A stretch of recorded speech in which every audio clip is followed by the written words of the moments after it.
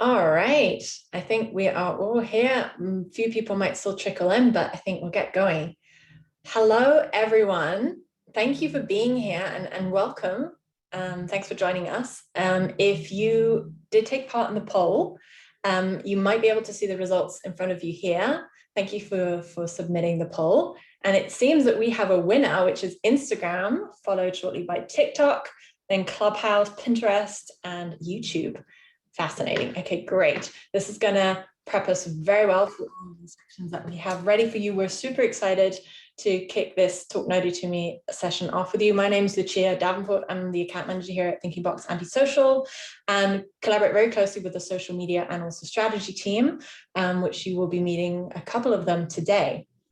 And if this is your first Talk Nerdy to Me webinar with us, Talk Nerdy to Me is a platform where Thinking Box and Antisocial talk and discuss about any kind of thought leader topics related to creativity, creations, design, content, but also technology and software. So we'll get right into it.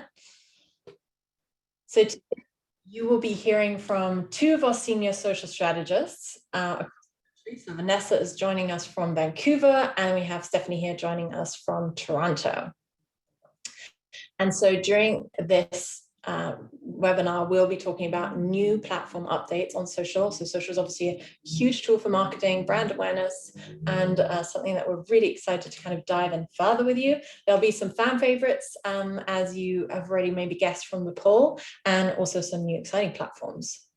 So some of the familiar ones that you'll see here, Instagram, Facebook, obviously there are changes happening all the time, so we want to keep you up to date. Also Twitter and LinkedIn. LinkedIn's always a really great one for B2B as well. And Clubhouse as well. Some of you might have known of Clubhouse, maybe you've already joined some of the rooms there. And a little bit of housekeeping before we get going. This session is recorded, so if you want to rewatch some of it, if some of your colleagues were not able to join today, we will send out a link so they can rewatch it in their own time later on. Also, if you have questions, most importantly, if there's anything that kind of comes to you throughout our discussions or topics that we talk about, just pop something in our chat box. We'll be collecting all of your questions. We have a Q&A, a dedicated Q&A session at the end that we will answer most of your questions as much as we can get through. Zoom has a closed captioning function that I just wanted to make you aware of. It's at the bottom at the menu bar, just beside reactions. So if you would like to switch that on, please go ahead and do that. And now, without any further ado, I'm going to pass over to Vanessa, who's going to start us off with our poll winner, Instagram. Thanks, Lucia. Hi, everyone. Thank you so much for joining us today. As Lucia mentioned, I'm Vanessa, and I'm based in Vancouver. I'm one of the senior social strategists here at Antisocial. And yeah, thank you for voting. We've obviously indicated that Instagram is a really good place to start. It's the birthplace of doom scrolling, I like to say, but in all seriousness, Instagram has been rolling out so many new features. It's known for rewarding early adopters, so it's definitely worth tapping into any or all, if you can, of the following features for increased engagement and follower growth. So we can't talk about Instagram without mentioning Instagram Live. There was a 70% surge in Instagram Lives last year. You may remember all of the live concerts at the start of the pandemic. Instagram took note of this and has recently released a new feature called Live Rooms. So now, rather than being able to go live with only one other account, businesses can actually go live with up to 3 other accounts. So this is really exciting news for anyone who's looking to try a new format to market their business. We're seeing people lean into this trend in many different ways, whether it's hosting a tutorial or using live rooms as a new podcast format. You can also use them to answer frequently asked questions, either ones that have been submitted previously or ones that come through during the actual session. Your followers know you as a brand. You may have even gone live previously as a brand, but just think of what could happen if you were to collaborate with others in your industry and come together to talk about something that you all universally love. Very exciting. Next up, we're going to chat about Instagram guides. So this is the platform's most underutilized feature, but they are a great way to increase engagement on the platform. They're essentially a cross between Instagram carousels and blog posts, and they can be created using posts that are already published from your account or virtually any other public account. So That's great news. It means that you don't have to create any new content to create a guide. Instead, repurposing is the name of the game here. And we can tap into guides as a way of sharing user-generated content and influencer content. You can also support and hype up other small businesses in your community by featuring them in your guide. So as soon as you hit publish on your guide, whoever's photos you have used will get notified that they're featured in your guide. So that will also increase the likelihood that they'll share it on their stories. So something to keep in mind for future campaigns. Once guides are created, they will appear in a dedicated tab on your profile. If you haven't created a guide in the past, you might not know what that icon looks like. It basically just looks like an open book. And you can also share guides directly in your stories or in DMs. They don't appear on your feed anywhere. So that's worth noting as well. And since Instagram works like a mini search engine, guides are a really handy way to incorporate key search terms to improve discoverability. So if there's any words that your audience is searching for, make sure that you layer those into your guides. Yeah, so that's a really fun one. Next up, we're going to get into Instagram stickers. So these are really exciting. They're a really fun way to personalize your content. Instagram continues to add conversion focused stickers as well. So these are really beneficial for businesses. There's a DM sticker that encourages meaningful conversation. There's also the food delivery stickers, which are awesome for hospitality and FMCG clients who are selling products directly in the app. Stickers also will allow you to tag specific products in your stories. So this is a more streamlined way for your audience to shop your products. On the right here, we actually have an example of some stickers that our team designed recently for 7-Eleven Canada's crispy chicken sandwich, the classic. They're actually live on Instagram right now. So if you want to go check them out, you just have to search the classic under gifts. And they were created for our 7-Eleven influencers, as well as followers in general, just to customize their Instagram stories. So you can actually head to 7-Eleven Canada's Instagram right now if you want to see some of these in action. Next up, let's talk about Instagram Reels and how to use them. Reels are my personal favorite feature on Instagram because there's just so many ways that you can use them to market your business. You basically start by recording and editing 15 to 60. I think this is actually just updated because last I checked, you could only upload up to 30 seconds, but I checked today and it was 60. So that was news to me and quite exciting. It kind of mimics TikTok in that way because you can have minute-long TikToks. And you can layer in various effects. You can choose a popular song, or you can now do a voiceover as well if you want to narrate your reel. That's great if you're going to do like a day in the life type content. Reels are also just an awesome place to share valuable information that will help your customers make buying decisions, as well as a way to handle potential issues ahead of time. You can use them to share unique ways that your customers can get results from the services that you offer. And then, yeah, as I mentioned, you can also, I've seen a few people do the day in the life reels that show behind the scenes of a particular employee or a brand ambassador. Really, the options are unlimited with Reels. So very exciting one to tap into. Instagram is actually in the process of developing a new suite of features for influencers and brands, and it's called the Branded Content Marketplace. So this is a place where brands can connect with influencers they want to pay to promote their products. It's definitely a game changer for both brands and creators of all sizes, but especially for smaller creators who are looking to be paired with brands. The aim here is to set more of an industry standard, pricing standard when it comes to paid partnerships, because as many of you probably know, if you have worked with creators, the range is huge, the scope is huge. So this is a bit of a standardization process, and pretty exciting to see Instagram roll this out because they initially avoided getting directly involved with brand partnerships, but those deals have flourished informally. So this is a way to kind of formalize that process. And next up, we're going to chat about Facebook. So Facebook actually remains the most widely used social media platform. It's obviously a very important part of marketing any business. Some people may argue with this, but it's not designed to be a personal diary. And today we're going to talk about some of the platform's newest features that are really exciting ways to propel your business forward. So first up, I'm not sure if you've heard, but Static images are out and 3D graphics and videos are in. Facebook is now letting us publish immersive 3D photos that come to life. You'll see on the right here, they're quite fun. This feature basically works on any phone. You just have to take the photo in portrait mode.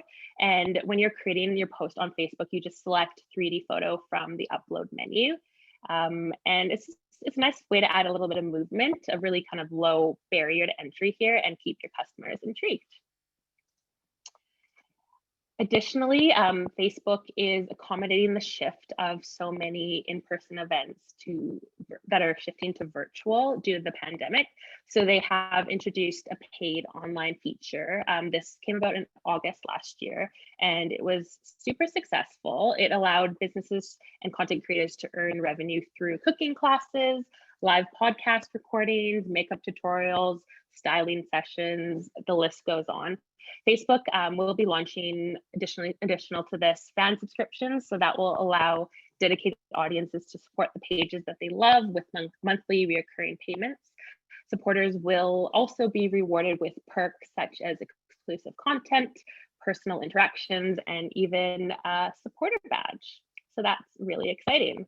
And one new feature actually that is going to be launching tomorrow, I'm very excited about is, so it's starting tomorrow and it will be held every Friday until July 16th. It's live stream shopping experiences, and it basically means that shoppers can discover your latest products, favorite products from their favorite brands, and ask questions about size, fit, any tips. And then for brands, the live shopping really offers an opportunity to build relationships, provide new and entertaining content, answer any questions, and streamline the purchase process, because you can actually check out with Facebook's shop feature. So right now this feature is in beta testing for select brands, but the fact that Facebook is even starting to roll this out is really good news for all of us. Live shopping streams will be viewable from each of these brands' Facebook page or through the shop tab on Facebook. So it's a really simple, engaging way to encourage shopping behavior. And because it is only Fridays for like a select period of time, there's definitely that FOMO factor as well. So they're predicting that this will prompt even more transactions as the event is in progress. So that's Facebook. I'm going to hand it over to my colleague, Steph. Hi, thanks, Vanessa. Hi, everyone. I'm Stephanie. I'm also a senior social strategist at Antisocial, and I'm based in Toronto. So I'm going to go over some new features on LinkedIn, which present really great opportunities, especially for those marketers who work in the B2B space. So first up, we have LinkedIn Live Video. So this is another way for users to go live, similar to Instagram Live, but a little bit more focused on the professional. It's a way to connect with your audience in real time. And to take advantage of this feature, you actually have to apply through LinkedIn. They'll take a look at your page's video content and content history, your audience size, your engagement history. And then once you're approved, they ask that you work with one of their approved vendors, which is a third-party software that will facilitate the live. And something great about LinkedIn Live Video is that they actually found that LinkedIn Live Videos got on average 7 times more reactions and 24 times more comments than native video produced by the same pages. So it's really engaging feature. Next up, we have LinkedIn Stories. So much like Snapchat, Instagram, and Facebook, LinkedIn has launched Stories.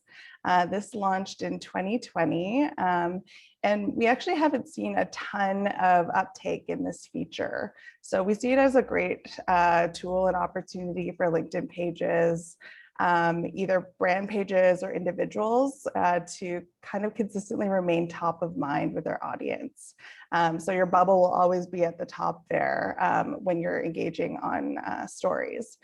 So think of it how you would think of Instagram stories. We kind of recommend keeping it casual, showing kind of behind the scenes or day-to-day content. And this one is also a really good opportunity for brands who might not necessarily be on Instagram. Maybe they're not using Instagram stories because Their presence leans a bit more professional. It's a really great way to add some short form video into the mix. Next up, we have LinkedIn polls. So everyone knows polls. This is a very simple format, but it's also very engaging. One publisher actually found that their LinkedIn posts with polls received 115% higher organic impressions than their average posts. So I really like that this format provides a way to interact with your audience based on their answers. So LinkedIn polls aren't anonymous. So anytime that you're voting in a poll, remember that.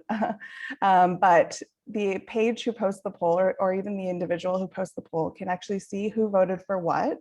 And from those votes, they can reach out and have one-on-one conversations with people.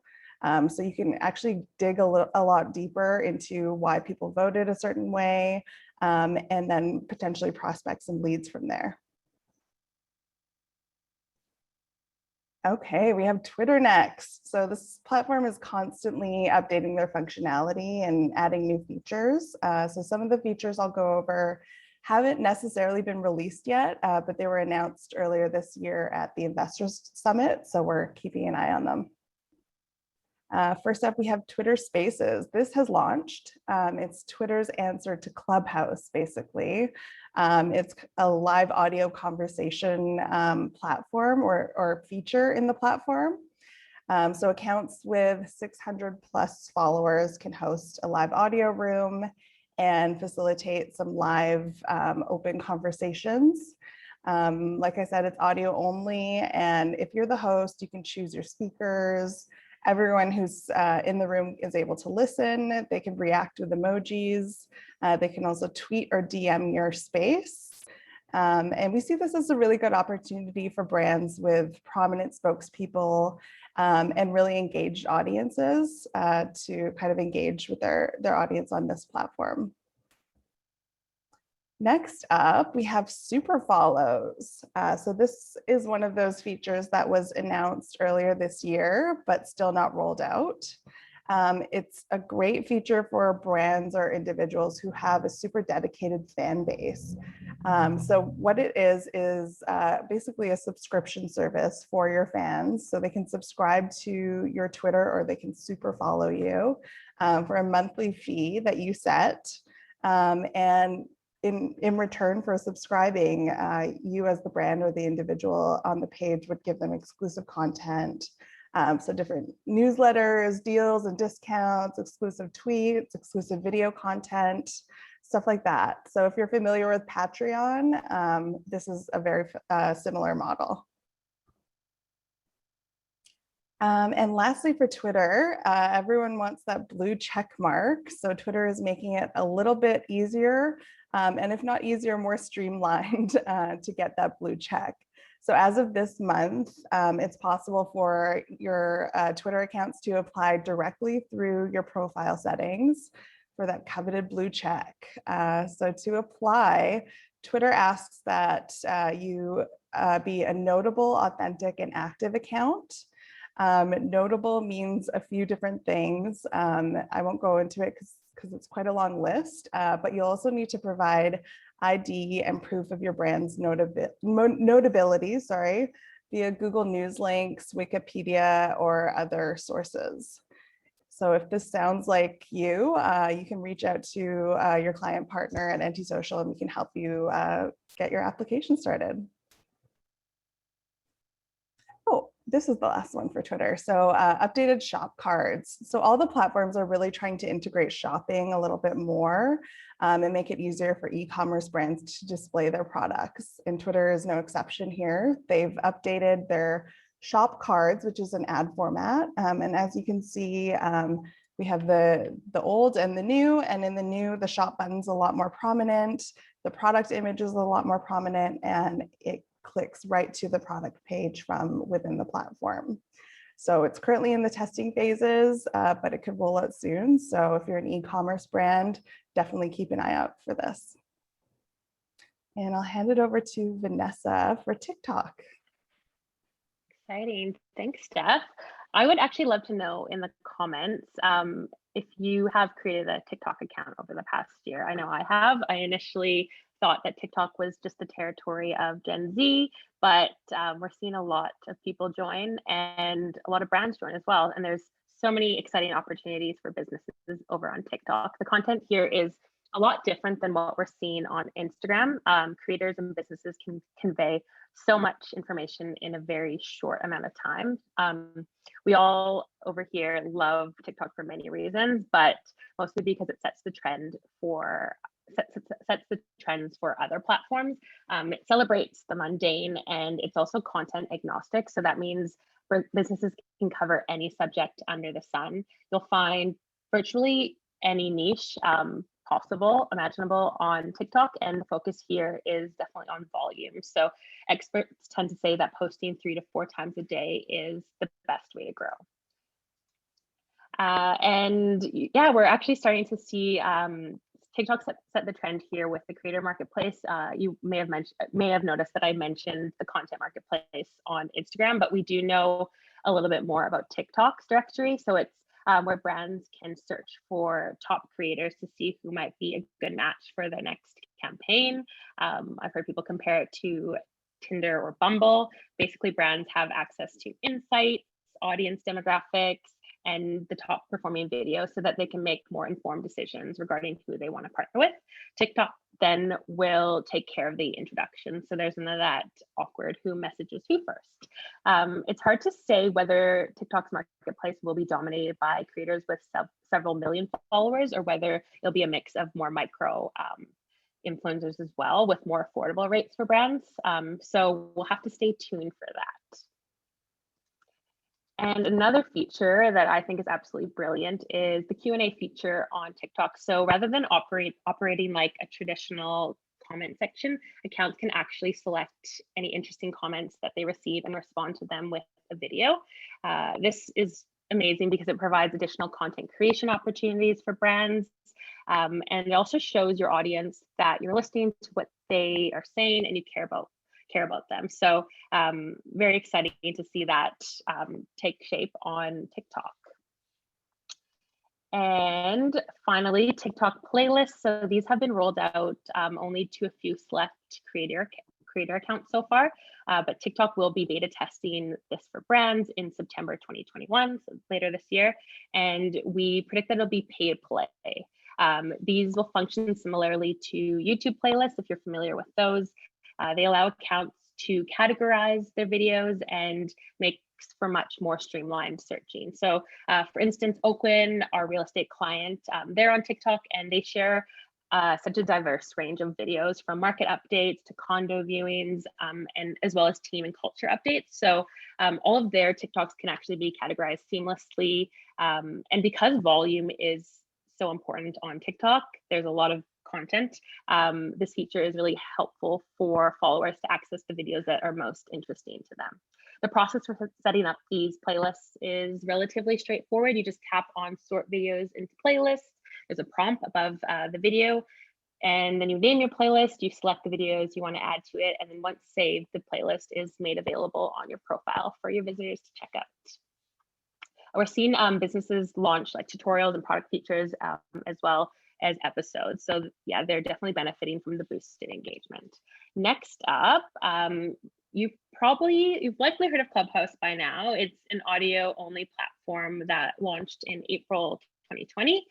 Users need to be invited by another user to join, and it's recently opened up to Android users. So there's actually 1 million Android users that have already joined, with millions more on the wait list.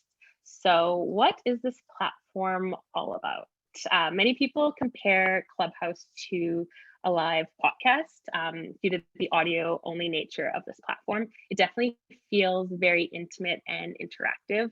The content here is ephemeral. Sorry, there, just next slide if you can swap over, sorry. Just a few, yeah, thank you. It gives each session an air of exclusivity. Users can join rooms where hosts speak on wide variety of topics ranging from entrepreneurship and business advice to celebrity gossip. One thing that I find super interesting about Clubhouse is that the watch time is incredibly long. There are people spending upwards of 8 hours on the app, and there have even been rooms that have lasted as long as 50 hours. So that's pretty wild to have such long view time. In regards to starting a room, first off, I just want to say when it comes to brands using Clubhouse, there's definitely a fine line that requires a little bit of finessing. We would recommend Clubhouse for brands that have a prominent CEO or a spokesperson so that that individual can host a valuable talk that's really relevant to their niche. Some of the themes we've seen so far on Clubhouse include wellness, meditation rooms. We've seen entrepreneurship, where people are pitching to VCs. There's also an arts and culture component. Stephanie the other day was listening to a live harp performance, which sounded so relaxing. I wish I had made that one. But yeah, so there's quite a bit of variety on Clubhouse, and rooms can be divided up this way. They can either be open, so that means that anyone can find the room and join it. There's also social, so that means you have to actually follow the account who's hosting in order to join. And there's closed, which means you actually have to be invited by the moderator or a member of the club that created the room to join. So yeah, once you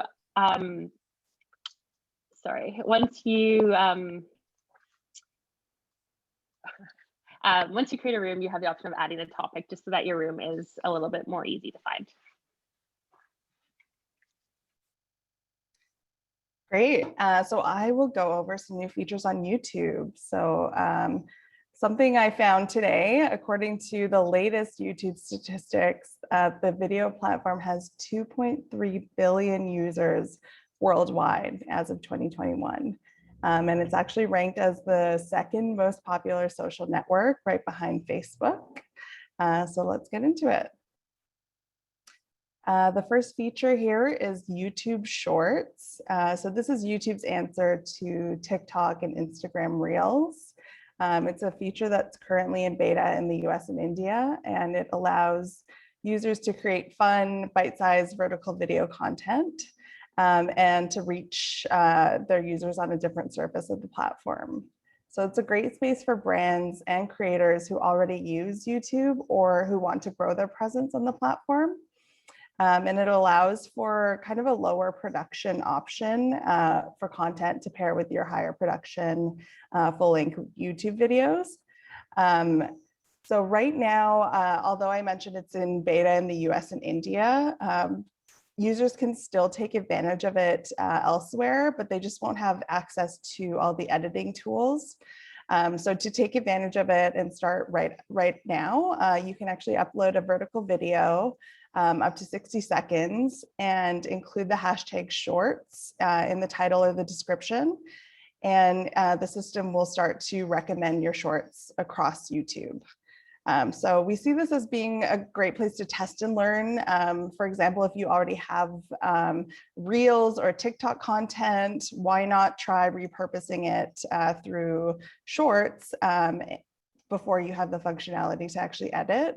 So finish content and test and learn how it does. This next one is the integrated shopping tool on YouTube. So again, YouTube's trying to further integrate shopping. So they have ambitions to make their creators' videos shoppable. So this presents a really great opportunity for brands when it comes to partnering with influencers. So we're going to be monitoring this update for further opportunities. So reach out definitely if you want us to dig into it more for you. But essentially it would be just featuring products throughout videos. And when a product pops up, there might be like a shop now button and you can actually click through and purchase. So this is a really cool one. And now I will get into Pinterest. So although this platform has been around since 2009, sometimes it's overlooked, but it had the biggest year of user growth in 2020, which is really interesting. So it's now up to 459 million monthly active users. And a cool stat that's specific to Canada is that Canadian pinners are 23% more likely to buy brands they see advertised on Pinterest than your average Pinterest user. So I love this tweet. I just want to include it to kind of capture the essence of the Pinterest platform. Pinterest is so calming. It's the media without the social. I love it there. So a lot of people see Pinterest as kind of this more quiet, cozy, kind of inspiring platform. And it's also seen as a more positive platform because the comments, there's not really, it's not popular to use the comment section on Pinterest, and there's not that negative aspect. So the first feature that I'll go over is rich pins. These are a free way to add extra value to your brand's pins by pulling in more information for your consumers to see.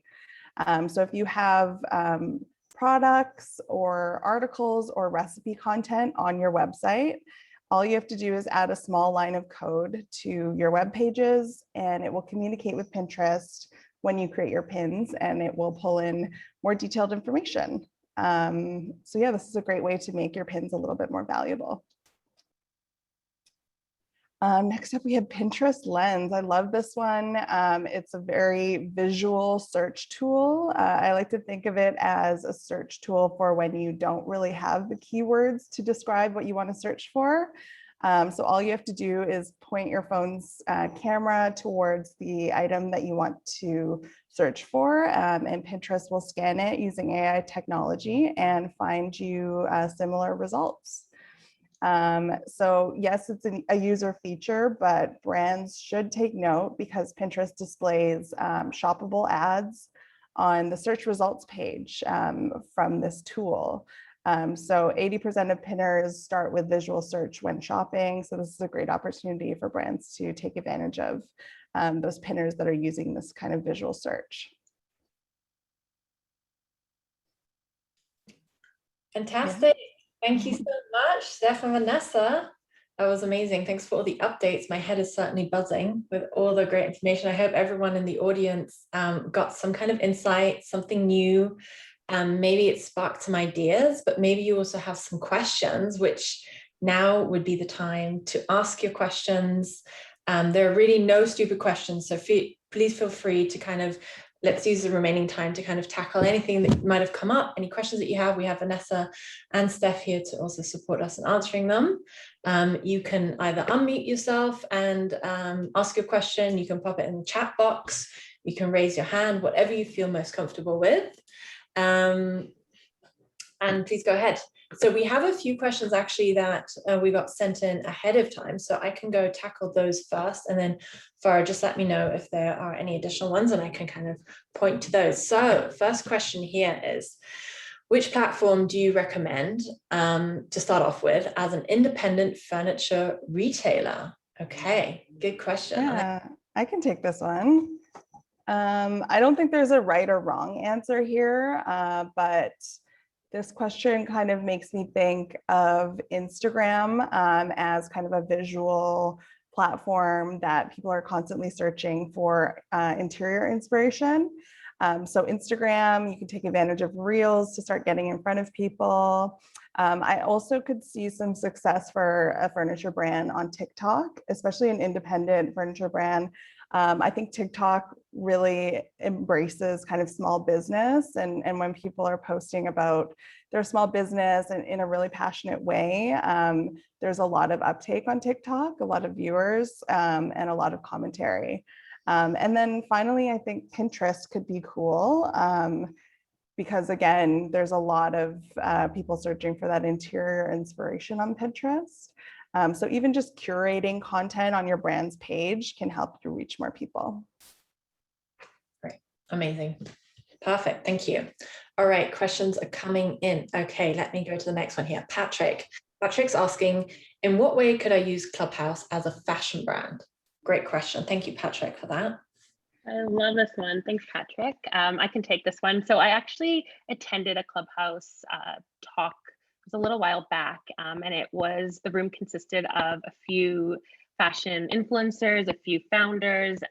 So I think a really good idea to use Clubhouse as a fashion brand would be to designate someone, maybe your founder, your CEO, maybe a ambassador, anyone on behalf of the brand, to speak on your behalf if you'd like, someone who is kind of maybe a bit of a figurehead for the brand. Say you're like a sustainable fashion brand, you could create a room with other ethical retailers and discuss like the ins and outs of manufacturing and selling clothes.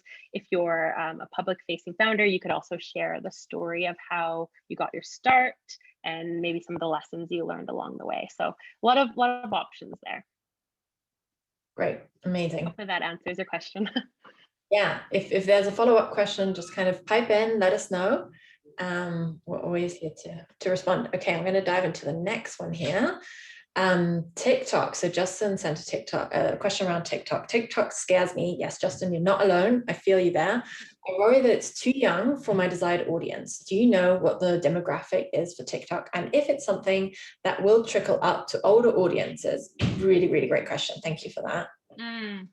That's a great one. Yeah, I can answer that one as well. Because I actually just read a stat today. A lot of people are quite hesitant, you're not alone there, to sign up for TikTok because it does have this reputation of being a space for Gen Z or younger skewed audience. But yeah, the stat I read today was that 47% of TikTok users are now over the age of 35. And I just had to scroll through the comments, and it sounds like a lot of us are on TikTok, or a lot of us are scrolling. We maybe aren't posting yet, but there's also, I've noticed there's a hashtag over 30 club on TikTok, and that's been viewed more than 25 million times. So it's definitely a lot of millennials and Gen X that are on the app as well. And a lot of brands as well are starting to jump on board. So I would give it a go. Just try out a lot of different things and see what sticks, see kind of what resonates with your audience, and take it from there. Great, awesome. I think you were saying you're seeing some mums as well. More mums are joining TikTok now. Yeah, there's a huge mom demographic on TikTok. It's awesome. It's really great to see. I love mom and grandmas talk. actually too. Mom talk and grandma. There's a grandpa, like a grandpa that's gone really viral on TikTok as well. Yeah. Which is the main decision makers in a household, usually the mothers, the women in the household. So interesting to see. I see a question here that is from Claire. Are IG filters still a good investment, or are they passe? So this is an interesting one. I want to say that I wouldn't necessarily lean on an Instagram filter as the only part of your marketing campaign. I think it should work in tandem with, different ads and different types of content. But at the same time, Instagram has made it really easy for almost anyone to make a filter. So you can actually download the software from Facebook to create these filters. So if you have a designer on your team or on your agency team, for example, this could be actually a bit easier than you think to explore. So I think it's a great thing to still test out just as part of your larger marketing plan. Great. Perfect. Thank you, Steph. That's great. And we have another one here from Erin. I'll just read out. Can you speak to brands getting verified, checked on Instagram? We have faced challenges trying to do this. Yeah. Fair question. This one, honestly, for me and my experience with working with brands, this is still a little bit difficult. And I've been on both ends when it's super easy. You're working with a very huge national candy brand, for example, and you literally just reach out to your Facebook rep and you get that blue check the next day. Whereas you're working with a little bit of a smaller brand and they've asked me to provide so much detailed kind of proof of the brand and news coverage and all of that, and still getting rejected for that blue check. So unlike Twitter, where I mentioned the very streamlined and easy verification process, this one's a little bit more murky and we're not super clear on. But I do recommend working where possible with a Facebook rep directly on your verification if you have access to that. Perfect. And then Amber, I think, has a follow-up question here just on the relevancy of how important is that check mark potentially. I think that's how I'm interpreting the question. Yeah. I've read that it's it's mostly designed for people who have a high likelihood of being impersonated on Instagram. So if that's kind of a concern for you, maybe it's worth applying. But Instagram is pretty blunt about it. Like they have said that usually it's only public figures, celebrities, and brands who have been impersonated that are kind of deemed worthy of getting that blue check. So yeah, it can be pretty tricky. I would say like give it a go for sure, but definitely more challenging, as Steph mentioned, than Twitter or Facebook. Yeah, our brands have actually, like, when we run contests, it's always there's these fake accounts that come up. This is I was where gonna Erin and I both say, stemmed from. that is such a common scam right now. So for anyone listening, when you're running a giveaway, oftentimes scam accounts, or I think it might be bots, because it just happens to everyone and it happens so fast. But they'll create like a separate account that looks like your account for a contest, and then reach out to people saying, oh, you won the contest, give me your information, as like a phishing scam. So yeah, that's definitely a concern. And if I were Instagram, I'd be pivoting to start verifying more accounts that are running those giveaways. Yeah. For sure. Yeah, we're seeing that happen with a few of our brands, unfortunately, as well. And I would just say that make sure if you are hosting a giveaway or contest, just say that like we would never ask for any of your credit card information or anything that is likely to be sound like a bit of a scam. Yeah. Perfect. Yeah. And if it is an ongoing concern, then I absolutely bring it up to your account manager when you're working with agencies. So happy to look into that as well further, if we can support with Facebook account services there. All right, I'm going to pivot to the next question. Thank you, Amber. That was a really good question, because I think that actually is a concern for many brands. The next question here from Scarlett is, could you please give some recommendations as to which platform you believe would be the best for a developer of residential real estate, so condos, high rises, and etc.? Vanessa, do you want to take this one? You work on a real estate client. Yeah, I definitely would say start off with Facebook and Instagram, of course.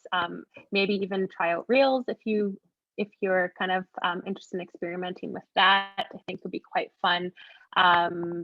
Yeah, look at your demographics. Look to see kind of who your potential customers will be, and go from there. But I would definitely suggest Instagram because it's so visual. You could even play around with TikTok a little bit. Yeah, I'd probably say those three: Instagram, Facebook, and TikTok are where I would start. I don't know, Stephanie, if you have any others that you'd recommend for them, but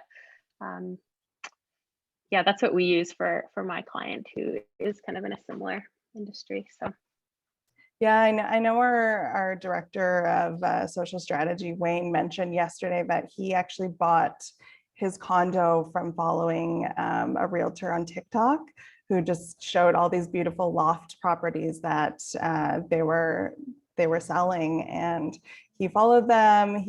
Every time they posted, he would follow up and just see if it was available, and that's how he bought his property. So I think TikTok is a great call out. Great, fantastic. Thank you for that. Yeah, the amount of things that we're buying off channels these days is phenomenal. Amber, you had another really, really great question here, and we've been talking about this internally as well quite a bit. So the question here is, are there any tips on investing in social platforms? There's always so many new options like TikTok that come up and have sudden trends, but there's only so much time and resource that can probably be added to it. And I'd hate to invest in something and then not have enough content to sustain it or make it grow. Really, really, really good question. Thank you for raising that, Amber. Yeah, that's a difficult one. That's a really good one. I think there's always that concern with the investment versus return when it comes to expanding on your social platforms. But I always urge brands to not shy away from lower fi content and kind of lower production value content. And we've seen that with TikTok, that just like this phone content can go viral right away, and that's content that wasn't produced, in a shoot. It doesn't have the lighting, doesn't have, supers, doesn't have voice talent, stuff like that. So I would say just focus on maybe testing and learning with some lower-fi content. Yeah, and I think also maybe, you know, if it is something that is of interest and it's something to test, it's also something that, you know, as an agency, we could probably support with and work with in terms of a concept that is more sustainable. Because although what Stephanie was saying is that the fidelity of content is a bit lower than, for example, on Instagram. Instagram always used to be high gloss and like full on. TikTok, it still requires obviously maintenance and some production time that goes into it, right? And that's what you're referring to there. So definitely something that we can look at and figure out how is it sustainable. I agree with the trends piece. It's kind of a quick reactions piece. I think, Steph, you probably agree with that, right? You have to kind of react quickly before the trend kind of goes and hop on or not. And so there is definitely a larger engagement piece to the trends piece, but maybe there's an in-between piece where you can, you know, I think maybe, and Steph and Vanessa, you probably pointed to this too, is for every brand will react differently. All these platforms are still quite uncharted in many ways. So I think it's for the brands to discover, do some tests and see how you track. And if it does well, then continue and grow. So there's always a bit of a trial pilot, if you wish, that I think can work well as well. Yeah, and I think that relates to Scarlett's question, the last question in the chat here, whether we find there's one specific strategy on TikTok and Instagram that works best. You just said it, it's like such a good testing ground. And when it comes to TikTok and a platform that's like constantly, they want you to update it all the time. I think it's the best place to do a test. So maybe just like laying out a few different categories of types of videos and kind of committing to producing those videos maybe on a weekly basis or what have you. And then just seeing which ones do better and which ones you can kind of abandon that concept. Just a testing kind of approach. Yeah, I would agree with that as well. With TikTok, sometimes the trends, in my experience anyway, the trends on TikTok don't translate as well onto Instagram Reels. So, you know, it might be, and the trends move a lot quicker on TikTok. So there's just so many trends that you could jump on. You can just choose a handful and see how they go, and make sure that you relate them back to your business. So take like a popular song or popular trend and add your own spin on it, just to make it really creative and relevant to your audience. Great, fantastic. Thank you. Yeah, lots of TikTok questions. I think we could probably do a whole session just on TikTok. New endeavor for many. One other question that we had sent in earlier, which I think we'll just kind of maybe pose here because I think it might interest others too, is how do I increase visibility for my Instagram guides? And maybe even one step back is, you know, any ideas for posting an Instagram guide, especially here, this question in particular around clothing retailers. So if a brand isn't using Instagram guides yet and is kind of struggling to think about where do I even start, what kind of thought starters, or where would you kind of guide brands to kind of start thinking about what a guide can look like and how it's best helpful for an audience? Yeah, for sure. I can jump on this one because I'm really interested in Instagram guides. I actually created a few over the weekend. And I think a lot of people have concerns about visibility here because they don't appear on your feed. But the key thing here is to know that like you can include posts from other businesses as well as influencer accounts. So like I mentioned this earlier, but they will be notified as soon as your guide is published. So they'll get that notification and they'll be most likely they'll share it on their stories as well. So that share is a really good way to increase the visibility of it. And then also I wanted to just note as well that Instagram does reward those who are using guides because they're kind of not tapped into, they're underutilized at the moment. So I tested this out and like immediately saw an influx of DMs from people saying that like they were really excited to read these guides as well as some new followers. So I would just urge you to try it out, see how it goes. If you don't have the content on your feed that you want to include in the guide, definitely just choose posts from influencers who are wearing your products or using your services or other businesses as well. It can be 0% of your own content, or it could be 100% of your own content. So a lot of opportunities there. Amazing, thank you. Is it almost, is it guides? Is it something for brands to think of almost like a mini blog?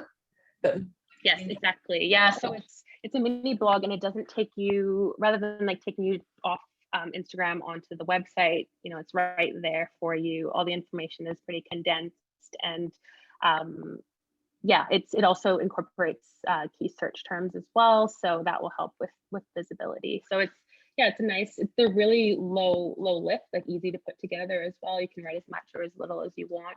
You can include 5 posts, you can include 20 posts. So have a play around with it. Okay, fantastic. Thank you. All right, we're almost coming to the end here. One last question that we have is, how relevant are hashtags? Is it a thing of the past or still relevant for today? Well, I guess it's in general for any kind of channel. So any kind of insights there, or how would you recommend using hashtags? Yeah,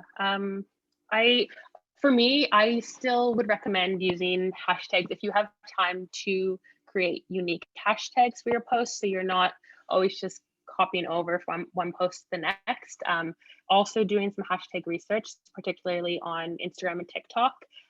Yeah, I would say hashtags are relevant on Instagram and TikTok predominantly, but if you can find hashtags that have kind of that sweet spot of entries. So I mentioned like the Over 30 Club has 25 million views. That's really high. It's going to be really hard for your content to show up because there's just so many people using those hashtags. So I would say hashtags are relevant if you choose them wisely. You choose ones that have like a couple thousand, or maybe like 100, no more than, like, I would stay under 1 million entries if possible. That's kind of my recommendation with hashtags for those 2 platforms. Great. Hopefully that. Yeah, that was great. Awesome. Thanks so much. All right. If there are no further questions, we'll end it here. Thank you so much, everyone, for sticking on and being with us for this hour, taking the time out of your day. We hope that this was insightful. You learned something. I hope this triggered some new ideas for you. As always, if you want to have a conversation with us, I know some of you, we've already booked meetings for tomorrow. We're chatting tomorrow. We're super excited to connect. We're always here to talk and to brainstorm some ideas. So please feel free to reach out. And as mentioned, if you would like any more, if you want a copy of the presentation, reach out to us and we can make sure you get it. We'll definitely send a link out of the recording in case anyone couldn't see the full thing or missed it. So thank you very much for your time.